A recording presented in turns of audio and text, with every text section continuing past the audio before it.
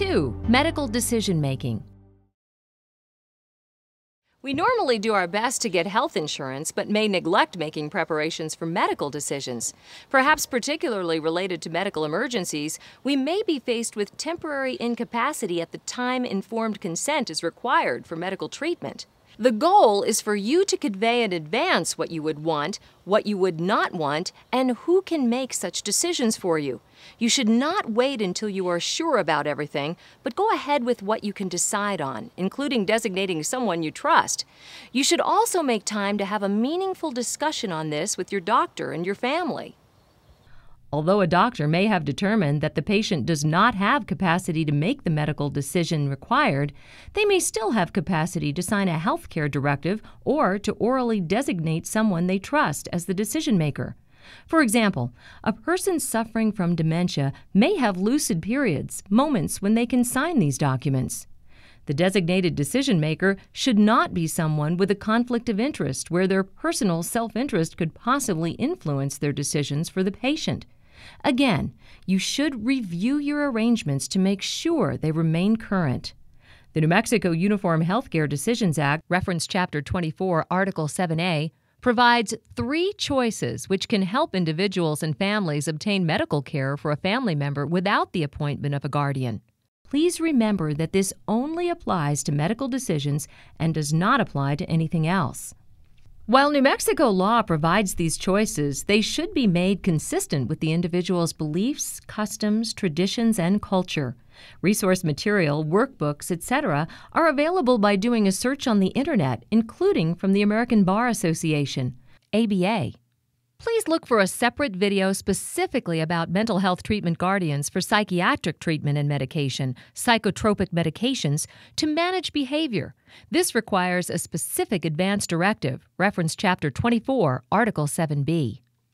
First, a person, while they still have the ability to make and communicate medical decisions, can write down what medical procedures they want and what they do not want. This direction is called an advance directive, and you can easily get a copy of this and other forms from the website of the Office of Guardianship. An advance healthcare directive is not required to be notarized, although please note that a power of attorney must be notarized. Witnesses signing the document, although not required, may give it more validity, particularly in another state, but witnesses should not be family members nor the designated agent. This document will advise the family and healthcare providers as to the person's wishes in the event the person loses capacity. The available form also provides for you to state your wishes for end-of-life care, whether you want to prolong life, and what methods you want used. You can also let your agent decide this for you.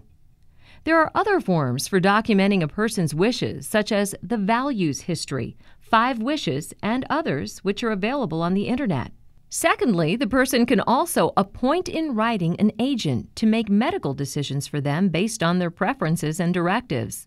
This should be someone who will be available when needed, and you can also name a backup. The agent you designate can only make decisions if doctors determine that you lack capacity.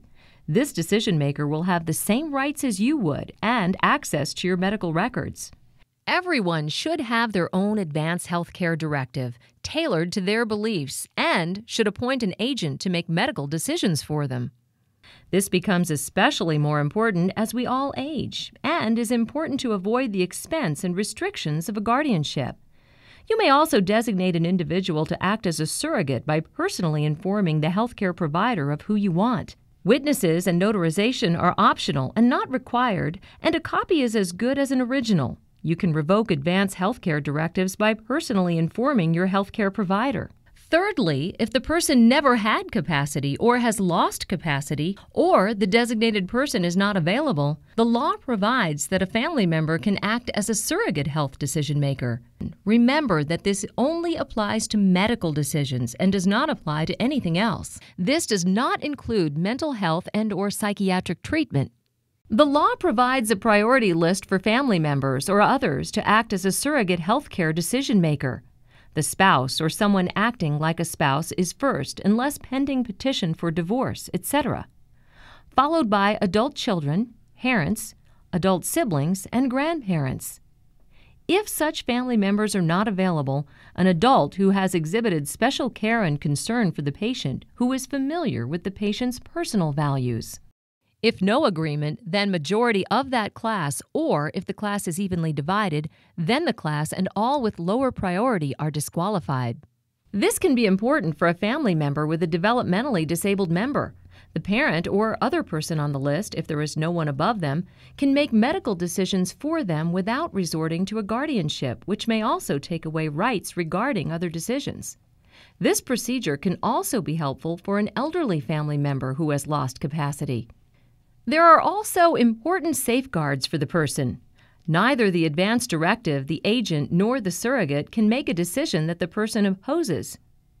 A person with capacity can, at any time, revoke the advance directive or an agent they previously appointed. The person can disqualify any surrogate. The person can revoke these authorities even if 2 doctors have determined that he or she is incapacitated. If a person objects to a finding of incapacity by 2 doctors, their finding is invalidated. The family or healthcare provider would then need to seek a guardianship if they are seeking to overrule the person's decision.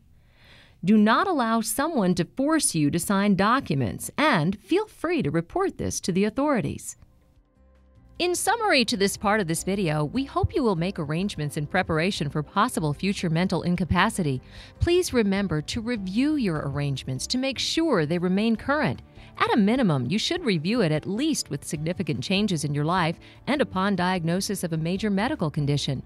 You can also rescind or change anything at any time to meet your changing needs and choices. You should make sure others are aware and have a copy, including a copy for your agent, your doctor, etc., and you should make time to discuss it with them.